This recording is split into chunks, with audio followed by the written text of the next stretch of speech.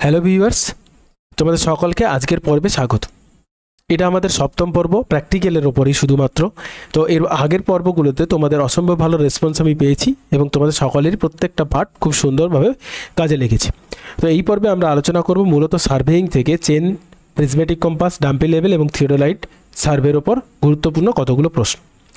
তো মূল প্রশ্নে এবং আলোচনাতে যাওয়ার পূর্বে আমি তোমাদের একটা কথা বলি, দেখো এটা তোমাদেরই কাজে লাগবে, তো একটু মন দিয়ে শোনো।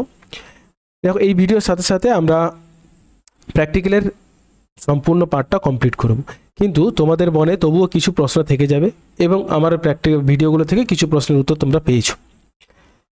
তো যে সমস্ত প্রশ্নের উত্তর তোমরা এখনও বুঝতে পারছো না বা কী হবে খুঁজে পাচ্ছ না, শুধু প্র্যাকটিক্যাল পার্ট নয়, অন্যান্য সমস্ত টপিকের ওপর ভিত্তি করে, তো সেই প্রশ্নগুলো তোমরা আমাকে পাঠাও। আমি সেইগুলোর যথাসম্ভব ব্যাখ্যা সহ উত্তর দেব এবং তার কেন কারণ হলো, কোনটা হলো না, সেটা আমি সবিস্তারে আলোচনা করব। তো এবার প্রশ্ন হলো, তোমরা আমাকে এই প্রশ্নগুলো পাঠাবে কিভাবে। তার জন্য আমি তোমাদের একটা টেলিগ্রাম গ্রুপ তৈরি করব, যে গ্রুপের লিঙ্ক আমি তোমাদের এই পিডিএফের সঙ্গে ডেসক্রিপশানে দিয়ে দেব। তাহলে ওই গ্রুপের লিঙ্কে তোমরা ক্লিক করে জয়েন হয়ে যাও এবং তোমরা কোশ্চেনগুলো পাঠাতে থাকো। আমি এটার কোশ্চেনগুলো 11ই আগস্ট পর্যন্ত তোমাদের সময় দিচ্ছি। 11ই আগস্ট রাত্রি 8টায় আমি তোমাদের যাবতীয় প্রশ্নগুলো নিয়ে সবিস্তারে গুগল মিটে আলোচনা করব। তো অবশ্যই তোমরা কোশ্চেনগুলো পাঠাও এবং ওই টেলিগ্রাম গ্রুপে জয়েন হয়ে যাও। তো চলো আজকের প্রশ্ন শুরু করা যাক। তো প্রথম প্রশ্ন কি বলেছে না, একটি মেট্রিক চেনে সর্বনিম্ন গণনা কত, অর্থাৎ চেন সার্ভে থেকে এসেছে। মেট্রিক চেনের সর্বনিম্ন গণনা তোমাকে জানতে চাইছে কত হয়। Option A 0.1 metre, option B 0.01 metre, option C 0.001 metre এবং ডি 0.2 মিটার। তো এখানে অ্যান্সার যেটা হবে 0.2 মিটার। তো আমরা কেন হচ্ছে দেখি, যদি আমরা দেখি যে মেট্রিক চেন অর্থাৎ তোমাদের সিজিএস পদ্ধতিতে যে চেনগুলো ব্যবহার করা হয়, সেই চেনগুলোতে আমরা কি করি, সাধারণত সর্বনিম্ন গণনা হচ্ছে 0.2 মিটার বা 20 সেন্টিমিটার। এর মানে হলো মেট্রিক চেন ব্যবহারে নির্ভরযোগ্যভাবে পড়া যায় এমন ক্ষুদ্রতম পরিমাপ কত, 0.2 মিটার। এখান থেকেও প্রশ্ন আসতে পারে। এবার এই 2 মিটারটা কি, 2 মিটারটা হচ্ছে ওই যে চেনে যে প্রত্যেকটা লিঙ্ক আমরা ব্যবহার করে থাকি। এই যে আমি জাস্ট একটা ছবি তোমাদের এখানে তুলে ধরেছি, দেখো এই যে প্রত্যেকটা যে লিঙ্ক, এই লিঙ্কের এক একটা দৈর্ঘ্য কত হয়, 0.2 মিটার। অর্থাৎ তোমরা যারা সার্ভেইং করতে, ফিল্ড সার্ভে, জমি জরিপে দেখেছো, সেখানে দেখবে তারা একটা চেন নিয়ে এসে এবং প্রত্যেকটা চেন একটা একটা করে শিকলের সাহায্যে তৈরি হয়। ওই শিকলগুলোর লেন্থ হচ্ছে কত, 0.2, যাদেরকে আমরা কি বলি, লিঙ্ক। এখান থেকেও প্রশ্ন আসতে পারে। এবার এগুলো আমরা সাধারণত দু ধরনের চেন ব্যবহার করে থাকি এই চেন সার্ভের ক্ষেত্রে। একটা হচ্ছে মেট্রিক চেন, যেটা 20 থেকে 30 মিটার লেন্থে হয়, আর একটা হচ্ছে গুন্টার চেন বা সার্ভেয়ার চেন, যেটা সাধারণত ইঞ্জিনিয়াররা ব্যবহার করে থাকে। তো সেটা সাধারণত কিসে হয় না, ইঞ্চে হয়। আর আমরা যেটা এমনি ল্যান্ড ইউজ বা জমি জরিপের কাজে ব্যবহার করি, সেটা মিটারে হয়। তো এই চেন সার্ভের আরও কিছু বিষয়গুলো দেখানো, এই যে প্রত্যেকটা যে সার্কেল থাকে তাকে বলা হয় ব্রাশ রিং। এবার ব্রাশ রিংগুলোর প্রত্যেকটা যে একটা থাকে, মানে এইরকম একটা সিম্বল থাকে, সেটা কত দূর পর্যন্ত থাকে, 5 মিটার লেন্থে এই ধরনের একটা সিম্বল থাকে। এই যে দেখো সিম্বল আছে 5 মিটার নির্দেশ করতে, 10 মিটার নির্দেশ করতে। আবার এই ধরনের এই সিম্বলের চিহ্নগুলো মনে রাখো, এগুলো দিয়ে তোমাকে ছবি দিয়ে কোশ্চেন দিতে পারে যে এটা কত মিটার লেন্থকে রিপ্রেজেন্ট করছে। আবার যখনই এখানে দেখো একটা বাঁক রয়েছে, এদিকে দেখো দুটো বাঁক রয়েছে, তার মানে এটা 15 মিটার। অর্থাৎ যখন শুধু একটা থাকবে তখন সেটা 5 মিটার, দুটো এইখানে একটা বাঁক থাকিয়ে গেলে 10 মিটার, এখানে দুটো বাঁক হলে 15 মিটার। অর্থাৎ 5 মিটার ছাড়া ছাড়া এই ধরনের সিম্বলগুলো দেওয়া থাকে। আর টোটাল লেন্থটা কত হয়, 20 মিটার, কখনো কখনো 30 মিটার হয়। ক্লিয়ার? তাহলে আমরা সর্বনিম্ন গণনা কত পেলাম, 0.2 মিটার। নেক্সট কোশ্চেন, চেন সার্ভের মূলনীতি কী, অর্থাৎ আমরা যেই চেন সার্ভে করি তার মূলনীতি কী। ত্রিভুজায়ন, রিসেকশন, ট্রাভার্সিং এবং রেডিয়েশন। তো এর অ্যান্সার আমরা যদি দেখি তাহলে পেয়ে যাবো যে ত্রিভুজায়ন বা ট্রাইঙ্গুলেশন। এবার সেটা কেন হয় না, মূলত ত্রিভুজের 3টি বাহু মেপে তার আকৃতি নির্ধারণ করা সহজ এবং নির্ভুলভাবে ম্যাপে উপস্থাপন করা যায়। তাই চেন সার্ভেতে ট্রাইঙ্গুলেশন পদ্ধতি অ্যাপ্লাই করা হয়ে থাকে। তো সব সার্ভেতেই যে ট্রাইঙ্গুলেশন অ্যাপ্লাই করা হয় তা নয়, চেন সার্ভের ক্ষেত্রে এটা আমরা ব্যবহার করে থাকি। এছাড়া অন্যান্য অপশানগুলো দেখো কি বলেছে। রিসেকশন বা ছেদন বলতে কি বুঝি না, এটি জরিপের একটি কৌশল যা পরিচিত স্থানাঙ্ক বিন্দুর পর্যবেক্ষণ করে এবং একটি অজানা বিন্দুর অবস্থান নির্ধারণ করতে ব্যবহৃত হয়। অর্থাৎ অনেকটা ওই ইন্টারপোলেশন পদ্ধতির মতো, আমাদের জানা কতগুলো বিন্দুর উপর ভিত্তি করে আমি একটা অজানা বিন্দুকে প্রেডিক্ট করব, সেটাকে আমরা কি বলছি, রিসেকশন। ভ্রমণ বা ট্রাভেলিং কি না ট্রাভার্সিং এর মধ্যে, অর্থাৎ আমরা যখন ওই জরিপ করি, জরিপের যে অঞ্চলটা আছে সেই অঞ্চলে যখন আমরা হেঁটে চলি সেই অঞ্চলটাকে আমরা কি বলি ট্রাভেলিং বা ভ্রমণ।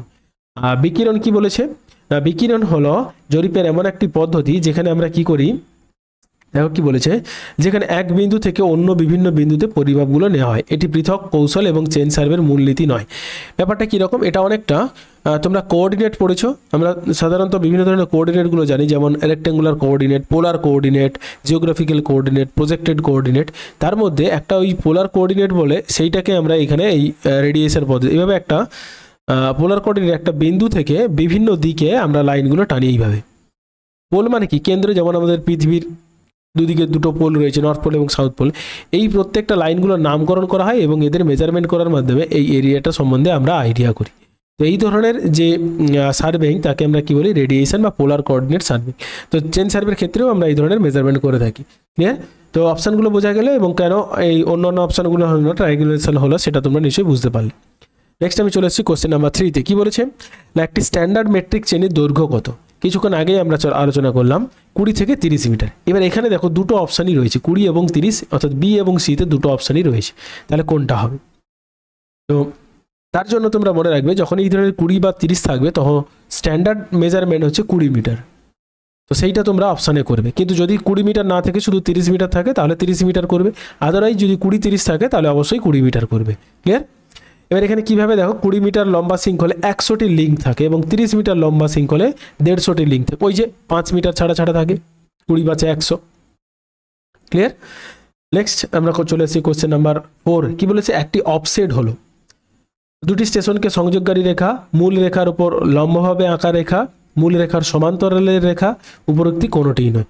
অফসেট জিনিসটা কি সেটা আমাদের আগে জানা প্রয়োজন। দেখো অফসেট কি বলেছে না, এটি এমন একটি রেখা যা সার্ভে রেখা বা চেন লাইন যেটা করে, যাটা বেস লাইন বলতে পারো, সেখান থেকে নির্দিষ্ট বিন্দুতে কোনো বস্তু বা বৈশিষ্ট্য, যেমন গাছ, যেমন দালান, কোনো রাস্তা বা কোনো ঘরবাড়ি ইত্যাদি পর্যন্ত পরিমাপের জন্য লম্বভাবে বা কৌণিকভাবে আঁকা হয়। এটি সার্ভের অবজেক্টের সঠিক অবস্থান নির্ণয় করতে ব্যবহার করা হয়।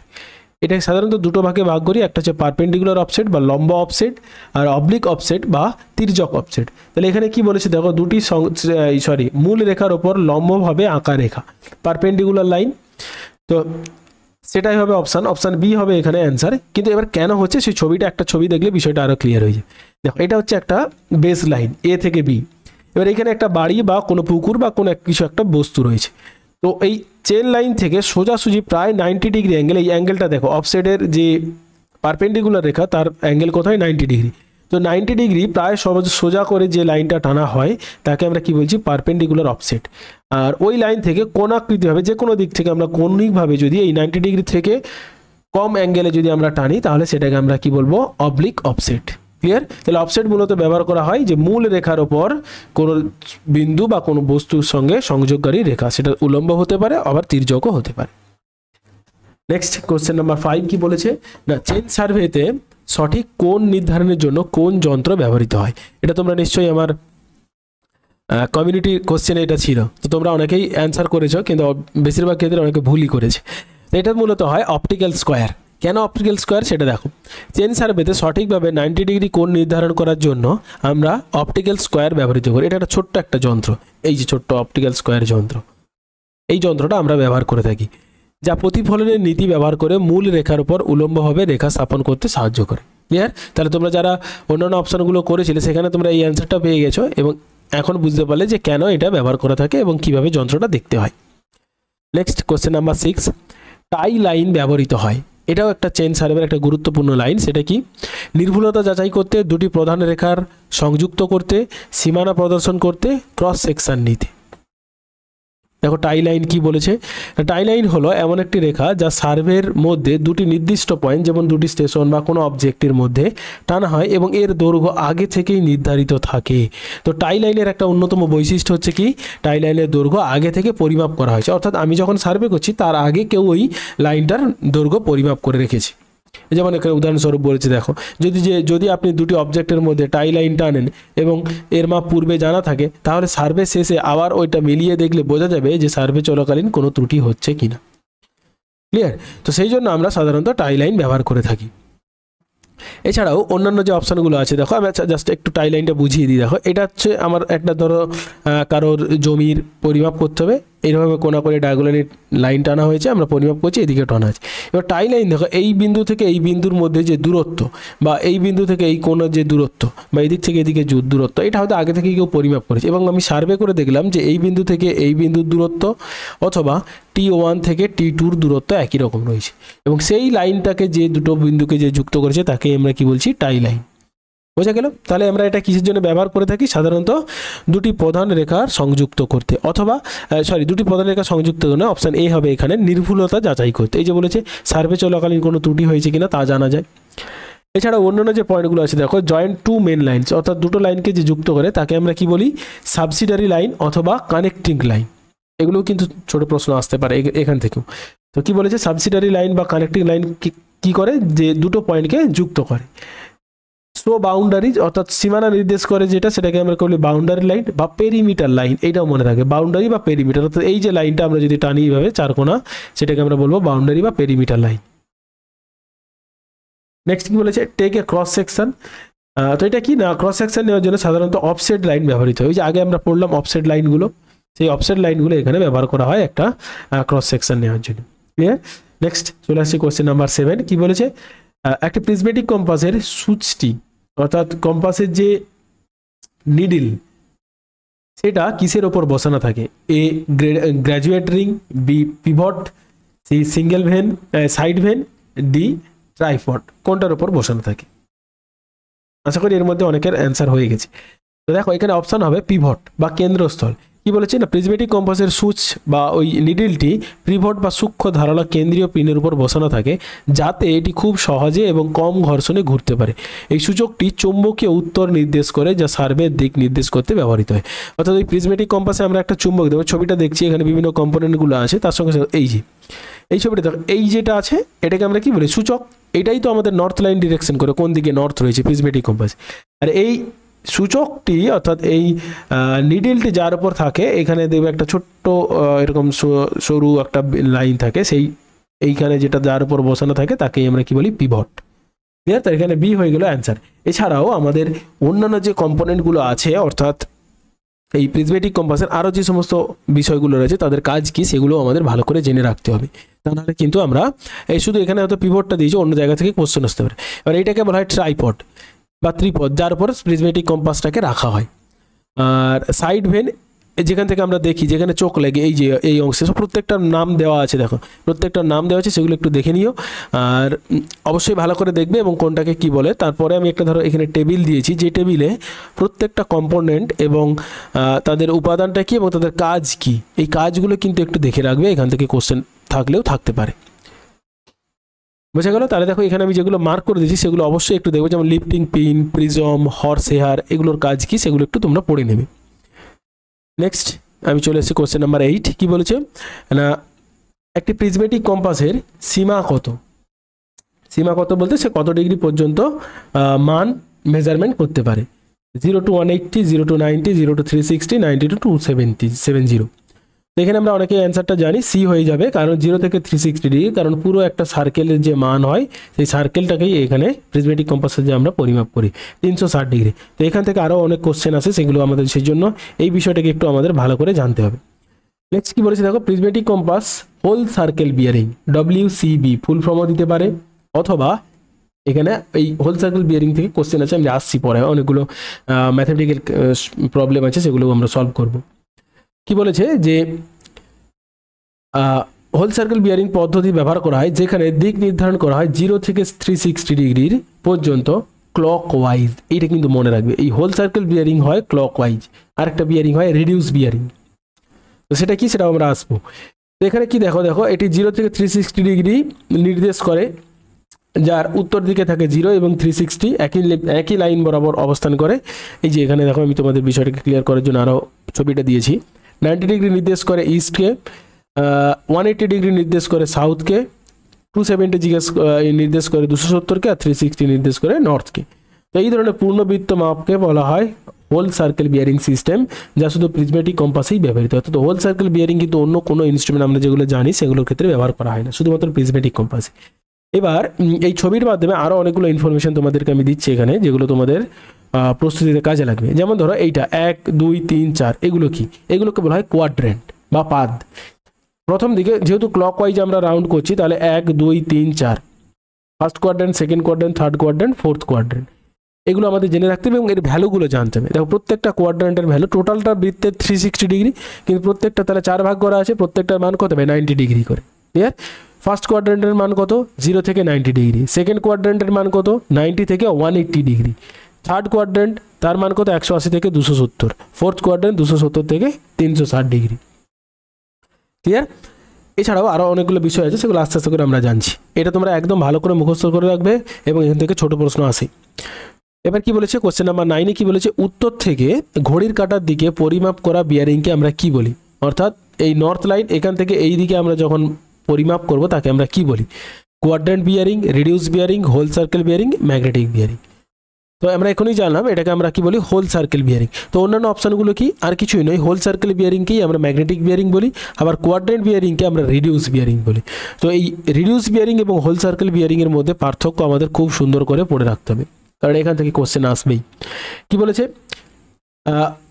হোল সার্কেল বিয়ারিংয়ের থেকে উত্তর থেকে ঘড়ির কাঁটার দিকে আমরা পরিমাপ করি, আর কোয়াড্রেন্ট বা রেডিউস বিয়ারিংয়ের ক্ষেত্রে উত্তর, দক্ষিণ, পূর্ব, পশ্চিম, ঘড়ির কাঁটার দিকে, বিপরীত দিকে, যে কোনো দিকে আমরা পরিমাপ করতে পারি। ওটার দিকে তাকাও। হোল সার্কেল বিয়ারিং সর্বদা এইভাবে মেজারমেন্ট করে, কিন্তু রিডিউস বিয়ারিং দেখো এদিকে অ্যারো দেওয়া আছে, আবার এদিকেও দেওয়া আছে, এদিকেও দেওয়া আছে, এদিকেও হতে পারে, এদিকে হতে পারে, এদিকে হতে পারে, যে কোনো দিকে হতে পারে, যে কোনো দিক অনুসারে ঘড়ির কাঁটার দিকে হতে পারে, ঘড়ির কাঁটার বিপরীত দিকেও হতে পারে। বোঝা গেল? এবার এর রেঞ্জ কত? হোল সার্কেল বিয়ারিংয়ের রেঞ্জ 0 থেকে 360 ডিগ্রি, কিন্তু কোয়াড্রেন্ট বিয়ারিংয়ের রেঞ্জ কত? 0 to 90 ডিগ্রি। অর্থাৎ রিডিউস বিয়ারিং প্রত্যেকটা কোয়াড্রেন্টের জন্য আলাদা এবং তাদের মান কখনোই 90 ডিগ্রির বেশি হবে না। এটাও মনে রাখবে যে রিডিউস বিয়ারিংয়ের মান কখনো 90 ডিগ্রির বেশি হবে না, সর্বদা 90 ডিগ্রির কম হবে। এবার সেটা 0 থেকে হতে পারে বা 90 থেকে হতে পারে। এক্সাম্পল হিসাবে আমরা যদি এদের আবার নামকরণেরও বিভিন্ন পদ্ধতি রয়েছে, দেখো কিভাবে নামকরণ করা হয়। হোল সার্কেল বিয়ারিং যদি হয় তাহলে শুধুমাত্র সিঙ্গেল নিউমেরিক্যাল ভ্যালু দ্বারা রিপ্রেজেন্ট করে। ধরো তোমাকে 120 বলে দিল, 90 বলে দিল, 135 বলে দিল, 330 বলে দিল, 315 বলে দিল, এগুলো থেকেই তোমাকে বুঝতে হবে যে কোন কোয়াড্রেন্টে বলেছে বা কোন দিকে অবস্থিত রয়েছে। কিন্তু রিডিউস বিয়ারিংয়ের ক্ষেত্রে দেখো এখানে দুটো বিষয় উল্লেখ করতে হয় ইন্টার কোঅর্ডিনেটগুলোকে। না, নর্থ ধরো 90 ডিগ্রি ইস্ট বলেছে, তার মানে নর্থ 90 ডিগ্রি ইস্ট, সেটা কোন দিকে অবস্থিত? এই যে এইটা, এই দিকটা, এটাকে আমরা নর্থ 90 ডিগ্রি। এবার যদি সাউথ ইস্টের সেই আমরা বিভিন্ন দিকগুলোকে ভাগ করি না, 4টে দিক, তাকে আবার 4টে ভাগে ভাগ করা হয়। এই কোনটাকে বলা হয় নর্থ ইস্ট, এটাকে বলা হয় সাউথ ইস্ট, এটাকে বলা হয় সাউথ ওয়েস্ট, এই দিকটাকে বলা হয় নর্থ ওয়েস্ট। তো এই ভাগগুলোর থেকেই কিন্তু এখানে আমাদের ক্যালকুলেশনগুলো আসে। আশা করি এটুকু বোঝা গেল যে কিভাবে মানগুলো করা যায়। নেক্সট আমরা চলে এসেছি একটা ম্যাথমেটিক্যাল সলিউশন প্রবলেম দেখবো। কি বলেছে? যদি একটি পূর্ণবৃত্ত বা পূর্ণ বিয়ারিং 206 ডিগ্রি হয় তবে সংশ্লিষ্ট হ্রাসপ্রাপ্ত বিয়ারিং কত হবে? খুব ভালো প্রশ্ন। তো তোমাকে একটা হোল সার্কেল বিয়ারিং দিয়েছে, সেখান থেকে তোমাকে কি বলেছে? রিডিউস বিয়ারিং ক্যালকুলেট করতে হবে। এখানে অপশানগুলো দেওয়া আছে, কিন্তু কিভাবে আমরা ক্যালকুলেশন করবো সেটা দেখে নিই। প্রথমেই আমরা একটা ফর্মুলা দেখে নেব। দেখো কোয়াড্রেন্টের ভ্যালু প্রথমে আমাদের জানতে হবে। নর্থ ইস্ট কোয়াড্রেন্ট অর্থাৎ ফার্স্ট কোয়াড্রেন্ট, আমি ছবিটাকে যদি দেখাই তাহলে এই ছবিটার দিকে, এই এটা তোমরা দেখে নেবে। তাহলে এটা first quadrant, second, third, fourth. এবার দেখো কি বলেছে। নর্থ ইস্ট অর্থাৎ ফার্স্ট কোয়াড্রেন্ট, তার মান কত? 0 থেকে 90 ডিগ্রি। সেকেন্ড কোয়াড্রেন্ট 90 থেকে 180, থার্ড কোয়াড্রেন্ট 180 থেকে 270, নর্থ বা লাস্ট কোয়াড্রেন্ট বা ফোর্থ কোয়াড্রেন্ট 270 থেকে 360। এখান থেকেও প্রশ্ন আসতে পারে যে লাস্ট বা ফোর্থ কোয়াড্রেন্টের ভ্যালু কত হয়, কত থেকে কত, 270 থেকে 60। এই 4টে অপশান দিয়ে দিল, তোমাকে বলতে চলে যে কোনটা সঠিক। ক্লিয়ার? এবার এখানে আমাদের হোল সার্কেল বিয়ারিং থেকে রিডিউস বিয়ারিংয়ে কনভার্টের যে ফর্মুলা সেটা দেখানো কি বলেছে। তো ফর্মুলাটা হচ্ছে কি, ফার্স্ট কোয়াড্রেন্টের জন্য আলাদা হয়, কি প্রত্যেকটা কোয়াড্রেন্টের জন্য আলাদা। এবার এগুলো মনে রাখা খুব ইজি, শুধু থার্ড কোয়াড্রেন্টটা একটু সমস্যা করে, আর নাহলে সবগুলোই একই রকম। দেখো হোল সার্কেল বিয়ারিং বা রিডিউস বিয়ারিং উভয় ক্ষেত্রেই ফার্স্ট কোয়াড্রেন্টের ভ্যালু অর্থাৎ নর্থ ইস্টে যে ভ্যালুটা থাকবে সেটা হোল সার্কেল হোক বা রিডিউস বিয়ারিং হোক, যাই হবে যেটাতেই কনভার্ট করতে বলে সেটাই তোমার হয়ে যাবে। অর্থাৎ তোমাকে যদি বলে যে whole circle bearing 80 degree north east, 80 degree, clear? তার মানে কি আমরা যদি দেখি এইভাবে যদি দুটো ভাগ করি তাহলে এটা 0, এটা 90, এটা 180 আর এটাও 90। তাহলে তোমাকে যখন বলবে সরি এটা 270 হবে, 90 নয় 270, আর এদিকে 360, তোমাকে 80 যখন বলবে তার মানে 80 এইখানে পড়েছে, তাহলে এটাই হয়ে যাবে তোমার হোল সার্কেল বিয়ারিং এবং এটাই হয়ে যাবে রিডিউস বিয়ারিং। অর্থাৎ সোজা কথায় আমরা যদি বলি যে ফার্স্ট কোয়াড্রেন্টের ভ্যালু যাই হোক, হোল সার্কেল বা রিডিউস দুটোই কিন্তু সেম হয়ে যাবে। ক্লিয়ার? নেক্সট আমরা চলে আসছি, দেখো সেকেন্ড কোয়াড্রেন্টে কি বলেছে ফর্মুলা। রিডিউস বিয়ারিং নির্ণয় করার ফর্মুলা হচ্ছে কি 180 degree minus whole circle bearing plus south east, অর্থাৎ কোন দিকটা সাউথ ইস্ট, তো সেই সাউথ ইস্টটা তোমাকে রিপ্রেজেন্ট করতে হবে। কারণ আমরা রিডিউস বিয়ারিংয়ের ক্ষেত্রে দেখলাম যে নামকরণের ক্ষেত্রে আমাদের এখানে কিন্তু দুটো দিকই উল্লেখ করতে হয়, নর্থ এবং ইস্ট বা সাউথ ইস্ট বা সাউথ ওয়েস্ট বা নর্থ ওয়েস্ট। তো সেই জন্য এখানে কিন্তু তোমাদের এই বিষয়টা একটু খেয়ালে রাখতে হবে। নেক্সট থার্ড কোয়াড্রেন্টের ক্ষেত্রে মনে রাখবে যে হোল সার্কেল বিয়ারিং এখানে কি ছিল 180 মাইনাস হোল সার্কেল বিয়ারিং, কিন্তু এখানে ফর্মুলাটা চেঞ্জ হয়ে যাবে হোল সার্কেল বিয়ারিং মাইনাস 180, একটু উল্টে যাবে, শুধু এটা উল্টে যাবে। আর ফোর্থ কোয়াড্রেন্টের ক্ষেত্রে 360 minus whole circle bearing plus north west, কারণ এটা পরের দিকে চলে আসছে, সেই জন্য এইভাবে আমরা ক্যালকুলেট করতে পারি। এই যে জাস্ট এইখানে দেখো নর্থ ইস্ট মানে এইখানে পড়েছে, তাহলে এটাই যা হবে হয়ে যাবে। সাউথ ইস্ট এই দিকে পড়েছে, তার ভ্যালু কত 90 থেকে 180, তো এখানে কি করতে হবে 180 থেকে যেটা তোমাকে হোল সার্কেল বিয়ারিং বলবে সেইটা বিয়োগ করতে হবে, আর এদিকে হোল সার্কেল বিয়ারিং যেটা বলবে সেখান থেকে 180 বিয়োগ করতে হবে, আর এখানের ক্ষেত্রে 360 থেকে হোল সার্কেল বিয়ারিংটাকে মাইনাস করতে হবে এবং তার সঙ্গে সঙ্গে কোন দিকে নর্থ ওয়েস্ট এই সিম্বলটা ইউজ করতে হবে। ক্লিয়ার? তো এখানে অপশনটা যদি আমি দেখি, এখানে দেখো সেই জন্য হোল রিডিউস বিয়ারিংয়ের প্রত্যেকটার মান দেখো, নর্থ 26 ডিগ্রি ওয়েস্ট অর্থাৎ এই দিকে পড়বে, সাউথ 26 ডিগ্রি ওয়েস্ট এই দিকে পড়বে, সাউথ 64 ডিগ্রি ওয়েস্ট এই দিকে পড়বে, সাউথ 64 ডিগ্রি ইস্ট এই দিকে পড়বে। ক্লিয়ার?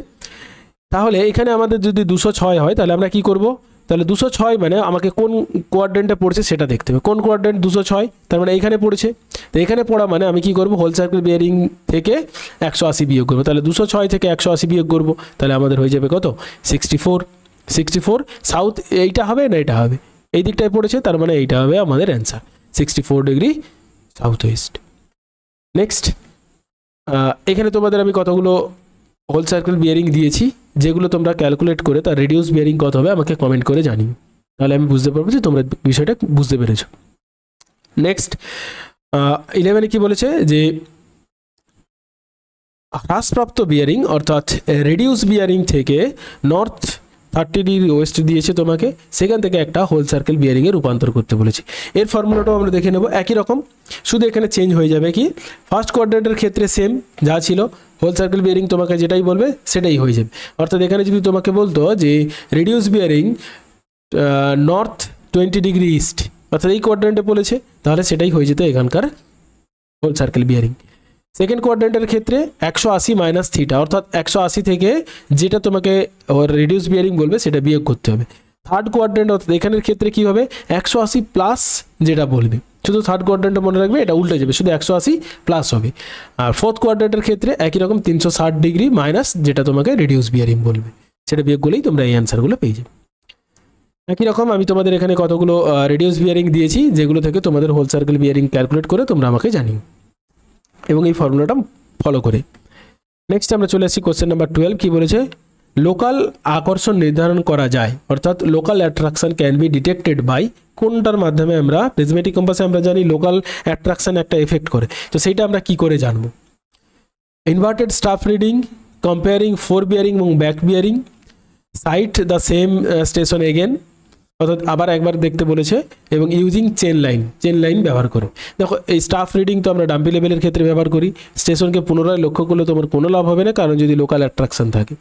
লোকাল অ্যাট্রাকশন জিনিসটা কি না, তুমি যেখানে সার্ভে করছো সেখানে যদি কোনো ইলেকট্রিকের তার থাকে অথবা কোনো লোহার বস্তু থাকে, তাহলে সেগুলো কি করে আমাদের যে চুম্বক শলাকাটা আছে যেটা ঘোরে সেটাকে অ্যাট্রাক্ট করে, ফলে সেটার প্রকৃত যে দিক বা ডিরেকশনটা বা যে বিয়ারিংয়ের মানটা দেখানো উচিত ছিল সেটা কিন্তু দেখাবে, ফলে সেটার থেকে আলাদা মান দেবে। সেটাকেই আমরা কি করে পাবো, আমরা যারা ক্যালকুলেশন করেছি সেখানে দেখছি ফোর বিয়ারিং এবং ব্যাক বিয়ারিংয়ের পার্থক্য করে যদি দেখি যে 180 ডিগ্রির বেশি বা কম হচ্ছে, অর্থাৎ ফোর বিয়ারিং এবং ব্যাক বিয়ারিংয়ের পার্থক্য 180 ডিগ্রি না হয়ে তার থেকে বেশি বা কম হচ্ছে, তাহলে বুঝবো যে সেটা লোকালি অ্যাট্রাক্টেড হয়েছে বা লোকাল আকর্ষণ দ্বারা ব্যাঘাত ঘটেছে। ঠিক আছে, তাহলে এখান থেকেও প্রশ্ন আসতে পারে। তো সেটাকে আমরা কিভাবে সলিউশন করব সেটাও আমরা দেখব। কি বলেছে দেখো, একটি সরলরেখার ফরওয়ার্ড বিয়ারিং পরিমাপ করা হলো 45 ডিগ্রি, তাহলে এর ব্যাক বিয়ারিং কত হবে? অর্থাৎ ফরওয়ার্ড বিয়ারিং থেকেও এই ধরনের কোশ্চেন আসতে পারে। একই রকমভাবে মানগুলো কি দেখেছি দেখো, 180, 202, 225, 45। এখানে শুধু ফর্মুলাটা একটু চেঞ্জ হবে এবং আগের থেকে অনেকই সোজা। শুধু কি মনে রাখবে, যখন এই ধরনের বিয়ারিংগুলো দেবে, ফোর বিয়ারিং বা ব্যাক বিয়ারিং যাই দিক না কেন, যদি 180 ডিগ্রির কম হয় তবে যেটা তোমাকে দেওয়া থাকবে, অর্থাৎ এখানে ফরওয়ার্ড বিয়ারিং দেওয়া আছে তার সঙ্গে 180 যোগ করবে। আর যদি 180-র বেশি হয় তাহলে ফরওয়ার্ড বিয়ারিং থেকে 180 বিয়োগ করবে। অর্থাৎ কোশ্চেনে তোমাকে যাই দিক, ফরওয়ার্ড বিয়ারিং আর ব্যাক বিয়ারিং, যদি এটা দেখো যে 180-র কম হয়েছে তাহলে সোজাসুজি তুমি 180-র সঙ্গে এটা যোগ করে দেবে। আর যদি দেখো যে ফরওয়ার্ড বা ব্যাক বিয়ারিং 180 ডিগ্রির বেশি আছে তাহলে সেটার থেকে 180 ডিগ্রি বিয়োগ করে দেবে, তাহলেই তোমার রেজাল্ট চলে আসে। তাহলে এখানে আমাদের দেখো 45 ডিগ্রি রয়েছে, তাহলে আমরা কী করবো, ফর্মুলা অনুযায়ী যোগ করব। তাহলে 180 প্লাস FB সমান কত হয়ে যাবে? 225। তাহলে অপশান 13 হয়ে গেল সি। তো একই রকমভাবে ব্যাক বিয়ারিংও আমরা এখানে ক্যালকুলেট করতে পারবো। এখানে আমি তোমাদের কতগুলো ক্যালকুলেশন করার জন্য ডেটা দিয়েছি, সেগুলো থেকে তোমরা ক্যালকুলেশন করে একই রকমভাবে আমাকে কমেন্ট করতে পারো বা হোয়াটসঅ্যাপ গ্রুপে তোমরা আমাকে বলতে পারো। তো তাহলে অবশ্যই তোমরা হোয়াটসঅ্যাপ গ্রুপে জয়েন হবে, কারণ ওখান থেকে আমরা বিভিন্ন কোশ্চেনগুলো আলোচনা করবো এবং আমাকে তোমরা তোমাদের যে সমস্ত সমস্যাগুলো রয়েছে সেগুলো সেন্ড করো। তো সেগুলোর আমি যথাসম্ভব অ্যান্সার করতে দেওয়ার চেষ্টা করব। মানে যেমন ওই 11 তারিখে আমি ক্লাস নেবই, ক্লিয়ার? সেটা গুগল মিটেই হবে আমাদের। ঠিক আছে, সেখানে তোমরা তোমাদের ফিডব্যাকও দিতে পারবে যাতে করে বিষয়গুলো একদম সবার কাছে ক্লিয়ার হয়ে যায়। নেক্সট আমরা চলে যাব কোশ্চেন নাম্বার 14। কি বলেছে না, কোন পদ্ধতিতে প্রিজমেটিক কম্পাস সার্ভের ত্রুটি বা এররগুলোকে ঠিক করা হয়? Option A Bowditch method, option B Wilson method, সিমরন অফ মেথড এবং সার্ভে মেথড। এখানে যদি আমরা দেখি তাহলে জাস্ট তোমরা ওই প্র্যাকটিক্যালে যখন এরর ক্যালকুলেশন করতে ওই ট্রাভার্সিংগুলো ড্র করে যখন দেখতে যে একটার সঙ্গে আরেকটা জুড়ছে না, তখন আমরা ডট ডট লাইন দিয়ে যোগ করতাম। সেই যে মেথড সেটা হচ্ছে কি বাউডিচ মেথড আমরা ফলো করতাম। তাহলে এখানে অপশান এ হয়ে যাবে আমাদের অ্যান্সার, বাউডিচ মেথড। তো আরগুলো দেখো, এই যে উইলসন মেথড বা সিমরন মেথড, এই দুটোও কিন্তু একই রকমভাবে এরর কারেকশনের জন্য ব্যবহার করা হয়ে থাকে, কিন্তু সব থেকে জনপ্রিয় হচ্ছে এই বাউডিচ মেথড। তো সেই জন্য আমরা এখানে অ্যান্সার করব এ, বাউডিচ মেথড। আর সার্ভে মেথড তো অন্য কিছুই নয়, এটা কোনো ব্যাপার না। ক্লিয়ার? অপশান এ তাহলে আমাদের অ্যান্সার। নেক্সট কোশ্চেনে চলে যাব, কোশ্চেন নাম্বার 15।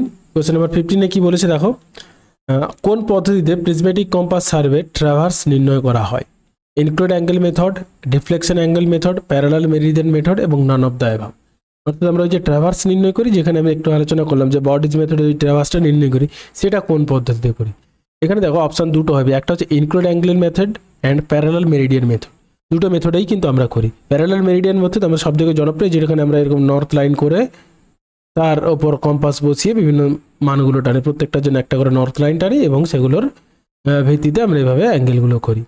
আর প্যারালাল এই ইনক্লুড অ্যাঙ্গেল মেথডে এই যে অ্যাঙ্গেলটা, এই অভ্যন্তরীণ কোণটাকে আমরা মেজারমেন্ট করি, সেই কোণগুলোকে মেজারমেন্ট করে প্রত্যেকটা লাইনকে ভেবে জয়েন করা হয়, সেটাকে আমরা বলি ইনক্লুডেড অ্যাঙ্গেল মেথড। ক্লিয়ার? তাহলে এখানে এ এবং সি দুটোই কিন্তু হয়ে যাবে অ্যান্সার। নেক্সট কোশ্চেন নাম্বার 16 কি বলেছে, কোন যন্ত্রটি লেভেলিংয়ের জন্য ব্যবহৃত হয়? প্রিজমেটিক কম্পাস, ডাম্পি লেভেল, সেক্সটেন এবং ট্রানজিট থিওডোলাইট। লেভেলিং অর্থাৎ কি, যে ভূমিভাগের বন্ধুরতাটা কেমন, অর্থাৎ কোনো একটা ভূমিভাগ যদি এরকম থাকে তাহলে এর বন্ধুরতা কেমন, অথবা এরকম যদি কোনো একটা ভূমিভাগ থাকে তাহলে সেটার কেমন রয়েছে। এটাকে আমরা কি বলবো, বন্ধুর ভূমিভাগ, আর এটাকে আমরা বলবো সমতল ভূমিভাগ। তো যে যন্ত্রের সাহায্যে এই বিষয়টাকে আমরা মেজারমেন্ট করতে পারি বা মাপতে পারি এবং প্রোফাইল ড্র করি, তাকে আমরা কি বলি, কোন যন্ত্রের সাহায্যে? প্রিজমেটিক কম্পাস সাহায্যে আমরা এখনই দেখলাম যে এর মূল কাজ হচ্ছে, দেখো আমি জাস্ট পিডিএফটা দেখালে তোমাদের বুঝতে পারবে। অপটিক্যাল যন্ত্র, ডাম্পি লেভেল হচ্ছে একটি অপটিক্যাল যন্ত্র যা ভূমির উচ্চতা, নিচুতা অর্থাৎ এলিভেশন ডিফারেন্স নির্ণয়ের জন্য ব্যবহৃত হয়। এটি লেভেলিংয়ের প্রধান যন্ত্র। তাহলে অপশান হয়ে গেল বি। কিন্তু প্রিজমেটিক কম্পাস কি করে, দিক নির্দেশ করে, অর্থাৎ বিয়ারিং এবং দৈর্ঘ্য লেন্থ পরিমাপ করে। অর্থাৎ বিয়ারিং বলতে কি, বিয়ারিং কাকে বলে জানো? বিয়ারিং হচ্ছে, আমরা জানি কোণ বা অ্যাঙ্গেল মেজারমেন্ট করি। বিয়ারিং হচ্ছে কোনো হরাইজন্টাল সারফেসে দুটো রেখার যে অ্যাঙ্গেল পরিমাপ করা হয় তাকে আমরা কি বলি, বিয়ারিং। হরাইজন্টাল বা অনুভূমিক পৃষ্ঠে। বিয়ারিং কখনোই কিন্তু এইভাবে উলম্ব কোণ মেজারমেন্ট করে না। এই যে আমরা 90 ডিগ্রি বলি, এটা উলম্ব কোণ, কিন্তু এখানে কি করে, হরাইজন্টাল দুটো লাইনের মধ্যে যে কোণ মেজারমেন্ট করা হয় তাকে আমরা বিয়ারিং বলি, যেটা আমরা প্রিজমেটিক কম্পাসে করে থাকি। শুধু বিয়ারিং নয়, তার সঙ্গে সঙ্গে ওই প্রত্যেকটা বাহুর দৈর্ঘ্যও কিন্তু মেজারমেন্ট করি। তাহলে সুতরাং প্রিজমেটিক কম্পাস থেকে আমরা দৈর্ঘ্য এবং বিয়ারিং দুটোই মেজারমেন্ট করি। তাহলে এগুলো থেকেও ম্যাচিং এর কোশ্চেন আসতে পারে। সেক্সটেন যন্ত্র কী কাজে ব্যবহার করা হয়? কোণ মাপার জন্য, বিশেষত নৌপথে, অর্থাৎ প্রাচীনকালে নাবিকরা যখন নৌপথে যাতায়াত করতো সেক্সটেন নামক যন্ত্র ব্যবহার করতো। তো এটা আমরা জিওগ্রাফিক্যাল থটে এটা আলোচনা করেছি, কে প্রথম ব্যবহার করেছে এবং দেখতে কীরকম সেটা তোমরা দেখতে পারো। নেক্সট হচ্ছে ট্রানজিট থিওডোলাইট। এটা মূলত কী করে? হরাইজন্টাল এবং ভার্টিক্যাল অ্যাঙ্গেল এবং দূরত্ব নির্ণয় করে। তাহলে ট্রানজিট থিওডোলাইটের তিনটে, হরাইজন্টাল অ্যাঙ্গেলও মেজারমেন্ট করে, ভার্টিক্যাল অ্যাঙ্গেলও মেজারমেন্ট করে, এবং যে ওই অবজেক্টটার দূরত্ব কতটা, অর্থাৎ তোমার স্টেশন থেকে অবজেক্টের ডিস্টেন্স কতটা, সেটাও মেজারমেন্ট করে। সুতরাং থিওডোলাইট যন্ত্রের তিনটে বিষয়কে মেজারমেন্ট করে, সেটা কিন্তু মাথায় রাখবে। নেক্সট, আচ্ছা, এখানে ডাম্পি লেভেলের একটা চিত্র আমি দিয়েছি এবং তার বিভিন্ন যে কম্পোনেন্টগুলো আছে সেগুলো তোমরা কিন্তু এখানে দেখে নেবে, কোনটাকে কি বলে, কোনটার কি কাজ, সেটা কিন্তু দেখবে। নেক্সট, বেঞ্চমার্ক হলো a temporary elevation point, a point of known RL, a permanent change station, a line joining of 2 points. দেখো, স্থায়ী পরিবর্তন কেন্দ্র এটাও নয়, দুটি বিন্দু সংযোগকারী রেখা এটাও নয়, অস্থায়ী উচ্চতার পয়েন্ট টেম্পোরারি এলিভেশন পয়েন্ট এটাও নয়, এটা হলে RL হয়ে যেত, টেম্পোরারি RL। কিন্তু বেঞ্চমার্ক কি হচ্ছে? পয়েন্ট অফ নোন RL, অর্থাৎ জানা আগে থেকে জেনে রাখা এমন একটা স্টেশনের উচ্চতা। তো এই বিষয়গুলো কি আমাদের ভালো করে জানতে হবে, বেঞ্চমার্ক কি, কাকে বলে, তারপর রিডিউস লেভেল কি, কলিমেশন হাইট কি, ডেটাম লাইন কি, এগুলো আমাদের জানতে হবে। বেঞ্চমার্ক হলো একটা নির্দিষ্ট পয়েন্ট যার রিডিউস লেভেল বা উচ্চতা সমুদ্রপৃষ্ঠ বা অন্য কোনো রেফারেন্স থেকে নির্ধারিত ও পরিচিত। অর্থাৎ সমুদ্রপৃষ্ঠ থেকে কোনো একটা জায়গার উচ্চতা কতটা সেটা তোমাকে যদি আগে থেকে জানা থাকে বা আগে থেকে নোন হয়, তাহলে তুমি যেটাকে তুমি অ্যাজ এ সার্ভের রেফারেন্স পয়েন্ট বা এলিভেশন হিসেবে স্টার্টিং করছো, সেটাকে আমরা কি বলি? বেঞ্চমার্ক। অর্থাৎ আর বেঞ্চমার্ক কি? আগে থেকে জেনে রাখা উচ্চতা, কেউ আগে থেকে মেজারমেন্ট করেছে। আর রিডিউস লেভেলটা কি? যেটার উচ্চতা তুমি জানো না, এই বেঞ্চমার্ক থেকে আমরা ক্যালকুলেশন করব, তাকে আমরা রিডিউস লেভেল। এটাও কিন্তু মিন সি লেভেল থেকে পরিমাপ করা হয়। তো বেঞ্চমার্কের বিভিন্ন ধরনের টাইপস হয়, চারটে হয়, যেমন জিটিএস বেঞ্চমার্ক, যে আমাদের ওই যে গ্রেট ট্রায়াঙ্গুলেশন সার্ভে হয়েছিল সার্ভে অফ ইন্ডিয়া দ্বারা, তখন এই বেঞ্চমার্ক কোনো মানে ভারতবর্ষের বিভিন্ন জায়গায় এই ধরনের বেঞ্চমার্ক ধরা হয়েছিল, সেইগুলোকে আমরা জিটিএস বেঞ্চমার্ক বলি। আবার পার্মানেন্ট বেঞ্চমার্ক কি? পিডব্লিউডি বা পৌরসভা কর্তৃক বা সরকার কর্তৃক কোনো স্থানে দেখবে এই ধরনের বেঞ্চমার্কের মাইল ফলকগুলো রাখা হয়, এগুলো থেকে পরবর্তী সময় অন্য কোনো উচ্চতা মেজারমেন্ট করার জন্য। তো সেগুলোকে আমরা বলি পার্মানেন্ট বেঞ্চমার্ক বা পিডব্লিউডি বেঞ্চমার্ক। আরবিটারি বেঞ্চমার্ক কোনগুলো? যেগুলো নিজের থেকে ধরা হয়, যেমন তুমি কোনো জায়গায় একটা উচ্চতা পরিমাপ করবে, যেমন আমাদের পরীক্ষায় যেগুলো দেয় সেগুলো হচ্ছে আরবিটারি বেঞ্চমার্ক। পরীক্ষায় বলে দেয় না, যখন আমাদের প্র্যাকটিক্যাল করতাম তখন বলে দেয় যে বিএম অমুক স্টেশনে রয়েছে, বিএম এ বা বি বা সি স্টেশনে রয়েছে। তো ওই বেঞ্চমার্কগুলোকে আমরা বলতে পারি আরবিটারি বিএম। এগুলো তুমি তোমার ইচ্ছে মতো ধরতে পারো। আর টেম্পোরারি বিএম কি না? সাময়িক চিহ্ন আবার কাজ শুরু করতে সাহায্য করে। অর্থাৎ ধরো আমরা যখন সার্ভে করছি, সার্ভে করে যেদিন শেষ হলো যে স্টেশনে সার্ভেটা, ধরো আরও অনেক স্টেশন রয়েছে, ওই স্টেশনটাকে পরের দিন সার্ভে করার সময় ওটাকে অ্যাজ এ বেঞ্চমার্ক হিসেবে ধরা হয়, সেই বেঞ্চমার্কটাকে আমরা বলি টেম্পোরারি বেঞ্চমার্ক। এগুলো তোমরা বই থেকে আরও ভালো করে দেখে নিতে পারো, দেখবে অবশ্যই, কারণ এখান থেকে বিভিন্ন ধরনের কোশ্চেন, ছোটোখাটো কোশ্চেন আসতে পারে। তো এটা একটা ডাম্পি লেভেলের আমি কীভাবে আমরা ফিল্ড বুক তৈরি করি সেটা দিয়েছি, লং প্রোফাইলে যখন আমরা ড্রয়িং করি তার যে ফিল্ড বুকগুলো সেটা আমি দিয়েছি। এখান থেকে আমরা অনেকগুলো বিষয় জানবো, যেমন এখানে স্টেশনটা দেওয়া থাকে এবং ডিস্টেন্স দেওয়া আছে, তারপর ডিস্টেন্স অ্যাকর্ডিং টু স্কেল রয়েছে, আর যেটা রয়েছে স্টাফ রিডিং। এই স্টাফ রিডিং থেকেও আমাদের কোশ্চেন আসতে পারে। বিএস, আইএস এবং এফএস। বিএস কি? বিএস এর ফুল ফর্ম হচ্ছে ব্যাক সাইড, আইএস এর ইন্টারমিডিয়েট সাইড, এফএস এর ফোর সাইড। তারপর কি রয়েছে? কলিমেশন লেভেল বা কলিমেশন লাইট বা হাইট অফ কলিমেশন, বা এটাকে আমরা হাইট অফ ইনস্ট্রুমেন্টও বলতে পারি। নেক্সট হচ্ছে রিডিউস লেভেল, যেটা আমাদের ক্যালকুলেট করতে হয়, আর এখানে রিমার্কসেই যে বলেছে না benchmark point D, that is 6 metre, এই যে ডিতে রয়েছে, তার মানে এই বেঞ্চমার্কটা তোমাকে আগে থেকে বলে দিয়েছে, ওটাই তোমার হয়ে যাবে কি? As a RL. তো সেই জন্য বেঞ্চমার্ক হলো কি? নোন আরএল বা আগে থেকে জানা একটা রিডিউস লেভেল। এছাড়াও আমরা আরও কতগুলো বিষয়, আরএল যেটা বলেছিলাম, যে কোনো একটা নির্দিষ্ট পয়েন্টের উচ্চতা যা মিন সি লেভেল থেকে পরিমাপ করা হয়, অর্থাৎ এটা তোমাকে আগে থেকে বলেনি, এটা তোমাকে পরিমাপ করতে হবে। চেঞ্জ পয়েন্ট কি না? এই সার্ভের ক্ষেত্রে যেমন আমরা দেখো ডি স্টেশনে আমরা চেঞ্জ পয়েন্ট নিয়েছি। চেঞ্জ পয়েন্ট বিষয়টা কি সেটা আগে জানো। যখন আমরা সার্ভে করছি, সার্ভে করতে করতে ধরো আমি এ স্টেশন থেকে সার্ভে শুরু করেছি, সার্ভে করে আসছি, ডি স্টেশনে এসে একটা ইনস্ট্রুমেন্ট থেকে আমি এখান থেকে দেখছি এ স্টেশন, সার্ভে করে করে আসছি, ডি স্টেশনে এসে দেখছি যে ডি স্টেশনের মান নেওয়ার পর আমি এখানে একটা কোনো গাছ বা কোনো বাড়ি থাকার জন্য EFGH এর মানগুলো আর নিতে পারছি না। তাহলে আমাকে তো মানগুলো পরের সার্ভেটা কমপ্লিট করতে হবে। তখন আমি কি করি, এখান থেকে ইনস্ট্রুমেন্টটা এদিকে অন্য কোনো জায়গায় শিফট করে নিয়ে আসি, যেখান থেকে আমি DEFGH সেগুলোকে দেখতে পারবো। তো এই যে বাধার কারণে আমাকে ফোর্সফুলি ইনস্ট্রুমেন্টকে শিফট করতে হলো, তাকে আমরা কি বলছি, চেঞ্জ পয়েন্ট। তার মানে চেঞ্জ পয়েন্ট হচ্ছে বাধ্যতামূলক, তোমাকে নিতেই হবে, তোমার কোনো উপায় নেই না নিলে। তাহলে চেঞ্জ পয়েন্ট হচ্ছে ফোর্সফুলি নেওয়া ইনস্ট্রুমেন্ট শিফটিং। এবার আমরা যখন চেঞ্জ পয়েন্ট থাকে তখন আমরা সাধারণত নর্মাল সার্ভের ক্ষেত্রে আমরা কি করি, যেটা প্রথম আমরা যে স্টেশন অর্থাৎ এ স্টেশনের মানটা নিই সেটাকে আমরা কোথায় বসাই, BSA বা ব্যাক সাইডে, এবং লাস্ট অর্থাৎ H এর মানটা আমরা কোথায় বসাই, FSA বা ফোর সাইড। কিন্তু চেঞ্জ পয়েন্ট যদি থাকে তার মনে করবে দুটো মান হয়, চেঞ্জ পয়েন্ট যে স্টেশনে দেওয়া থাকবে তার দুটো মান হয়, একটা হচ্ছে ব্যাক সাইড আর একটা হচ্ছে ফোর সাইড। আচ্ছা, এখানে একটা জিনিস হলো ইন্টারমিডিয়েট সাইড কোনগুলো, ব্যাক সাইড এবং ফোর সাইডের মধ্যে যে স্টেশনগুলো থাকে সেগুলো আমরা ইন্টারমিডিয়েটে বসাই বা মধ্যবর্তী যে মান।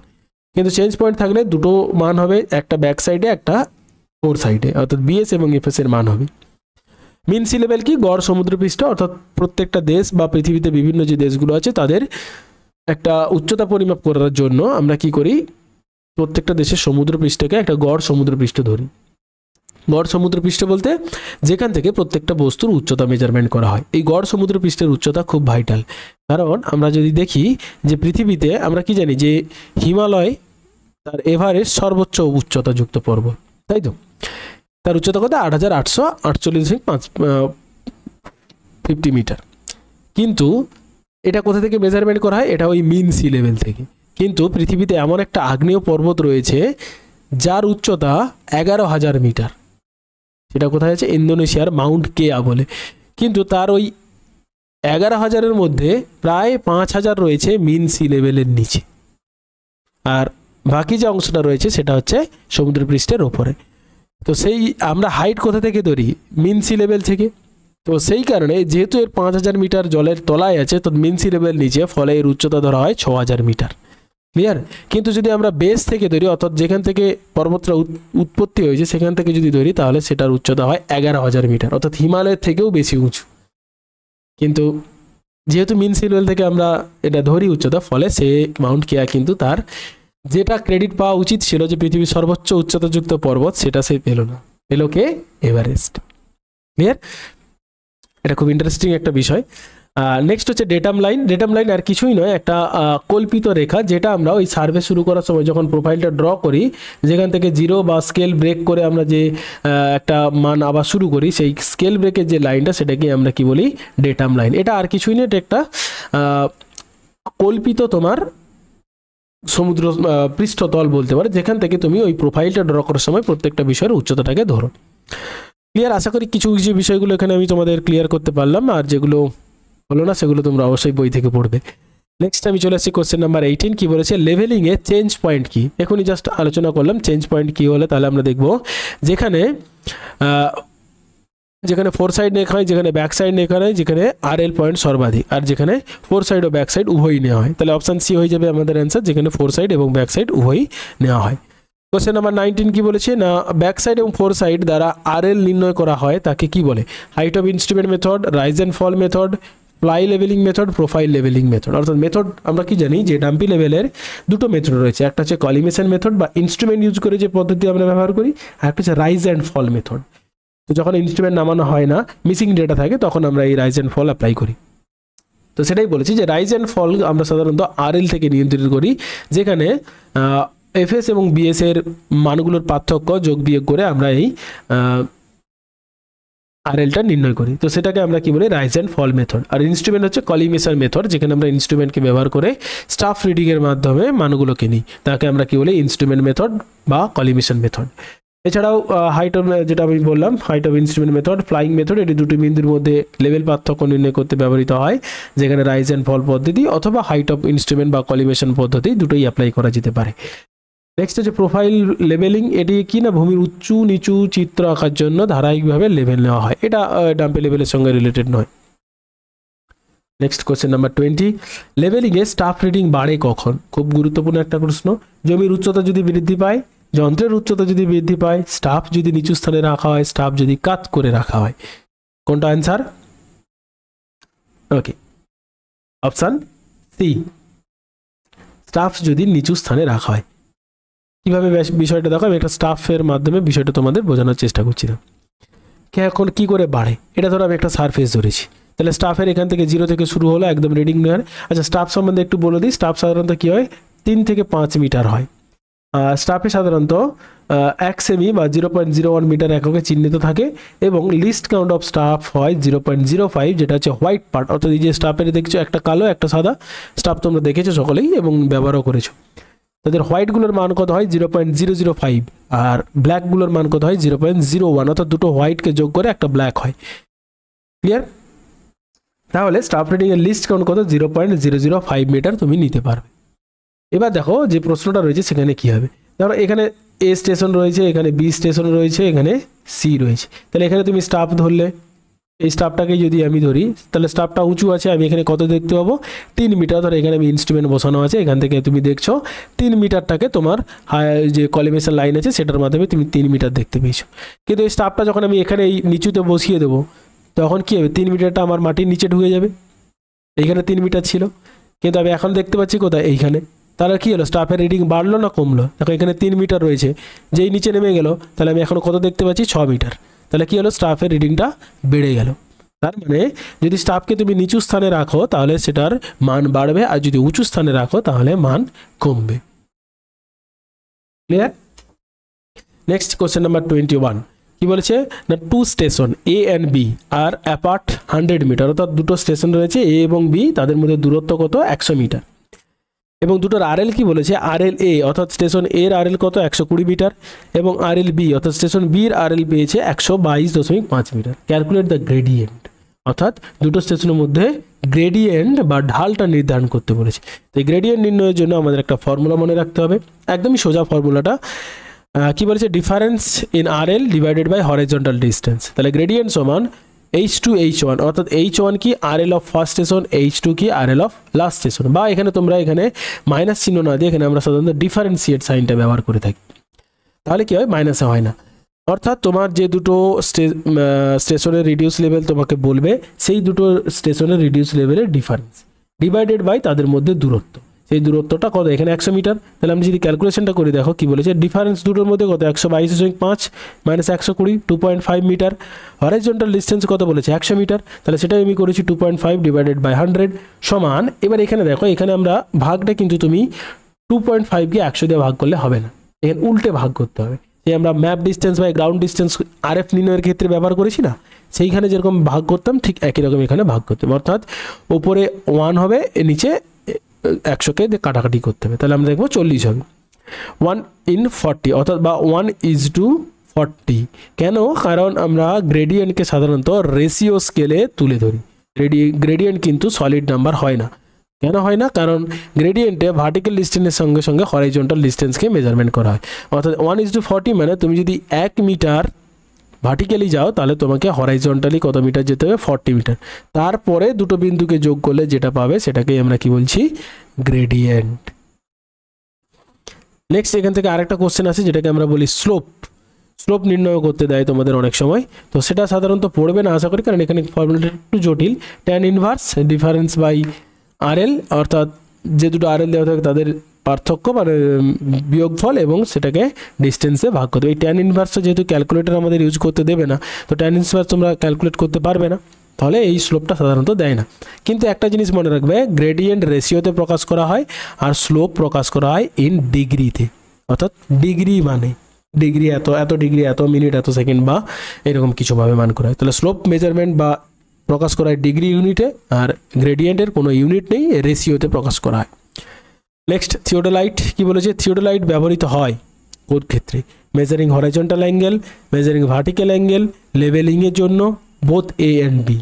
লেভেলিংয়ের জন্য আমরা ডাম্পি লেভেল ব্যবহার করি, কিন্তু হরাইজন্টাল এবং ভার্টিক্যাল অ্যাঙ্গেল দুটোই মেজারমেন্ট করা যায় থিওডোলাইটের সাহায্যে, সেই জন্য বোথ এ অ্যান্ড বি হয়ে যাবে অ্যান্সার। আগেই আমরা আলোচনা করেছি এটা। নেক্সট কোশ্চেন নাম্বার 23 কি বলেছে না, ভার্টিক্যাল সার্কেল ব্যবহৃত হয়। অর্থাৎ থিওডোলাইটে ভার্টিক্যাল সার্কেল আমরা কেন ব্যবহার করি, হরাইজন্টাল কোণ মাপার জন্য, চৌম্বক বিয়ারিং মাপার জন্য, উলম্ব কোণ মাপার জন্য, চৌম্বক বিভাজন বা ডিক্লিনেশন মাপার জন্য। থিওডোলাইটে সাধারণত দুটি গ্র্যাজুয়েট সার্কেল ব্যবহার করা, একটা হচ্ছে হরাইজন্টাল অনুভূমিক কোণ মাপে, আর হচ্ছে ভার্টিক্যাল যেটা ভার্টিক্যাল কোণ মাপে। ছবিটার দিকে তাকালে বুঝতে পারবে। তার মানে এখানে যেহেতু ভার্টিক্যাল বলেছে তাহলে আমরা কি বলবো যে উলম্ব কোণ বা ভার্টিক্যাল অ্যাঙ্গেল মেজারমেন্ট করার জন্য এই যে হরাইজন্টাল সার্কেল আর এদিকে রয়েছে ভার্টিক্যাল সার্কেল। একই রকম বা অন্যান্য দুটোর মতো প্রিজমেটিক এবং ডাম্পেল লেভেলের মতো এখানেও আমাদের থিওডোলাইটের বিভিন্ন কম্পোনেন্টগুলোকে পড়ে রাখতে হবে এবং তাদের কোনটার কাজ কি। নেক্সট 24 কি বলেছে, ভার্টিক্যাল প্লেন স্কেলে ভার্টিক্যাল প্লেনে টেলিস্কোপ 180 ডিগ্রি ঘোরানো হয় যে প্রক্রিয়াটি সেটাকে কি বলে? সুইচিং করা, ট্রানজিক্টিং, ফেস লেফট এবং রিটেনশন। দেখো এখানে যেটা অপশন হবে সেটা হচ্ছে ট্রানজিট। ট্রানজিট কথার অর্থই হচ্ছে যে টেলিস্কোপকে যদি 180 ডিগ্রি করে ঘোরানো যায়, তো সেই জন্যই আমরা একে ট্রানজিট থিওডোলাইট বলি। তার কারণ এই টেলিস্কোপটাকে 180 ডিগ্রি কোণে ঘোরানো যায়। উল্টো দিক থেকে কোশ্চেন আসতে পারে যে থিওডোলাইটকে আমরা ট্রানজিট বলি বিকজ টেলিস্কোপকে এই কোণে ঘোরানো যায়, বা অন্য অন্য অপশানগুলো তোমাদের দিয়ে দেবে। তাহলে সেটা মনে রাখবে যে ট্রানজিট বলার কারণ টেলিস্কোপটাকে 180 ডিগ্রি কোণে ঘোরানো যায়। টেলিস্কোপ কোনটা বলো তো? এইটা, এই টোটালটাকে এদিক ওদিক করে 180 ডিগ্রি করে ঘোরানো যায়, সেই জন্য এটাকে আমরা বলি transit theodolite. Next question number 25 কি বলেছে, ফেস লেফট ও ফেস রাইট রিডিং নেওয়া হয় কিসের জন্য? রিডিউস ত্রুটি হ্রাস করার জন্য, সেভ টাইম সময় বাঁচাতে, avoid location attraction local attraction, fix temporary benchmark. কোনটার জন্য? ত্রুটিটাকে আমাকে কমানোর জন্য আমরা ব্যবহার করে থাকি। অপশান এ হলো এখানে অ্যান্সার। কি করা হয়? অবস্থান রিডিং নেওয়া হয় যন্ত্রগত ত্রুটি যেমন কলিমেশন ত্রুটি, ইসেন্ট্রিসিটি ত্রুটি, ইন্ডেক্স ত্রুটি এইগুলোকে কমানোর জন্য এবং আরও বেশি নির্ভুলতা নিশ্চিত করার জন্য আমরা ফেস লেফট এবং ফেস রাইটের মান নিয়ে থাকি। নেক্সট 26 কি বলেছে, থিওডোলাইট সার্ভেতে সেন্টারিং মানে কি? সেন্টারিং বলতে কি বোঝায়? Levelling, focusing, setting instrument exactly over station, taking sight in centre, অর্থাৎ কেন্দ্রবিন্দুতে লক্ষ্য নেওয়া। এখানে অপশান হয়ে যাবে সি, কারণ সেন্টারিং বলতে বোঝায় যে জরিপের স্টেশনের ঠিক উপর যন্ত্রটিকে স্থাপন করা, যা সাধারণত প্লাম্ব বা অপটিক্যাল প্লাম প্লেটের মাধ্যমে করা হয়। এটি নিশ্চিত করে যে সমস্ত কোণ মাপা হচ্ছে নির্ভুল রেফারেন্স পয়েন্ট থেকে, যা সঠিক পরিমাপের জন্য অত্যন্ত গুরুত্বপূর্ণ। তাহলে অপশান সি, যন্ত্রটিকে নির্দিষ্ট স্টেশনের উপর স্থাপন করা। কোশ্চেন নাম্বার 27, জরিপে একটি বেসকে প্রবেশযোগ্য বলা হয় যখন, অর্থাৎ অ্যাক্সেসেবল, প্রবেশযোগ্য বা অ্যাক্সেসেবল বলা হয় যখন এটি স্লোপিং, এটি যখন ঢালু হয়, অর্থাৎ জমি যে সার্ভে করার যে এরিয়াটা রয়েছে সেটা যদি ঢালু হয়, এটি উভয় প্রান্ত থেকে দৃশ্যমান নয়, এটি মাটিতে সরাসরি পরিমাপ করা যায়, এটি জলের উপর থাকে। অর্থাৎ অ্যাক্সেসেবল এবং ইনঅ্যাক্সেসেবল আমরা দুটো পদ্ধতিতে জানি যে থিওডোলাইটের মেজারমেন্ট করা, একটা হচ্ছে অ্যাক্সেসেবল, একটা হচ্ছে ইনঅ্যাক্সেসেবল। অর্থাৎ যখন তুমি যে অবজেক্টটার উচ্চতা পরিমাপ করছো, ধরো আমি একটা টাওয়ারের উচ্চতা পরিমাপ করছি এবং এখানে আমার সার্ভে স্টেশনটা রয়েছে, যদি তুমি এই অবজেক্টের তলায় আসতে পারো, ফিতে নিয়ে মাপ করতে পারো, তখন তাকে আমরা বলি প্রবেশযোগ্যতা বা অ্যাক্সেসেবল। কিন্তু যদি দেখো যে এখানে কোনো নদী আছে বা এখানে ঘন জঙ্গল রয়েছে, তুমি যেতে পারবে না এর তলাতে বা এর পাদদেশে, ফলে তুমি যে আরেকটা ইনস্ট্রুমেন্ট দিয়ে আমরা এখানে মেজারমেন্ট করি, সেই পদ্ধতিটাকে বলা হয় বেস ইনঅ্যাক্সেসিবল। অর্থাৎ অবজেক্টের তলায় বা আমার যেটা মেজারমেন্ট করা রয়েছে যার উচ্চতা, তার তলায় আমি যেতে পারছি, তাকে আমরা বলি বেস ইনঅ্যাক্সেসিবল। ক্লিয়ার? নেক্সট 28 কি বলেছে, ট্রানজিট থিওডোলাইটের স্টেডিয়া কনস্ট্যান্ট কত? খুব ভালো প্রশ্ন, একদম থিওরিটিক্যাল মুখস্থ রাখার প্রশ্ন। A 10, B 150, C 100, D 001। Stadium কনস্ট্যান্টটা কি আগে দেখে নাও। সেই ধ্রুবক যা টেলিস্কোপের স্টেডিয়া হেয়ারের ব্যবধান ও অবজেক্ট লেন্সের ফোকাল দৈর্ঘ্যের অনুপাত নির্ধারিত হয়। সাধারণত ট্রানজিট থিওডোলাইটে এটা 100 ধরা হয়, ফিক্সড। এবার স্টেডিয়াগুলো আমরা জানি মেজারমেন্টের ক্ষেত্রে এইভাবে আমরা স্টেডিয়া নিই। এটাকে বলা হয় মিডিল স্টেডিয়া, এটাকে বলা হয় আপার স্টেডিয়া, এটাকে বলা হয় লোয়ার স্টেডিয়া, এটা আমরা সকলেই জানি। এবং এইগুলোর মান থেকেই কিন্তু আমাদের টোটাল ক্যালকুলেশনটা করতে হয়। নেক্সট 29 কি বলেছেন, একটি ট্রানজিট থিওডোলাইটে কয়টি ভার্নিয়ার স্কেল ব্যবহৃত হয় এবং কেন? একটি শুধুমাত্র অনুভূমিক কোণ পড়ার জন্য, দুটি ফেস লেফট ফেস রাইট উভয় দিক থেকে পড়ার জন্য, দুটি লেভেলিংয়ের ত্রুটি এড়ানোর জন্য, একটি শুধুমাত্র উলম্ব কোণ পরিমাপ করার জন্য। দেখো দুটি ভার্নিয়ার স্কেল ব্যবহার করা হয় সেটা আমরা সকলেই জানি, কিন্তু কেন করা হয়? কারণ ত্রুটিটাকে এড়ানোর জন্য, অর্থাৎ অপশান সি হলো অ্যান্সার। এই যে দেখো ভার্নিয়ার এ এবং ভার্নিয়ার বি একে অপরের ঠিক 180 ডিগ্রি বিপরীতে থাকে, যেটা ফেস লেফট এবং ফেস রাইট উভয় অবস্থানের কোণ পড়তে সাহায্য করে এবং নির্ভুলতা বাড়াতেও সাহায্য করে, ত্রুটি কমাতে সাহায্য করে। অর্থাৎ বি এবং সি দুটোই আমাদের এখানে অ্যান্সার হতে পারে। কোশ্চেন নাম্বার 30 এবং লাস্ট কোশ্চেন এটা এই পর্বের এবং প্র্যাকটিক্যাল পর্বের শেষ কোশ্চেন। ডাম্পি লেভেল নিম্নলিখিত কোনটি স্থায়ী ত্রুটি? Permanent error. A bubble not centred, B staff not held vertical অর্থাৎ স্টাফটাকে যদি আমরা সোজা করে না ধরি, প্যারালাক্স এবং মুভমেন্ট অফ ট্রাইপড, এই দুটোর কোনটা হতে পারে?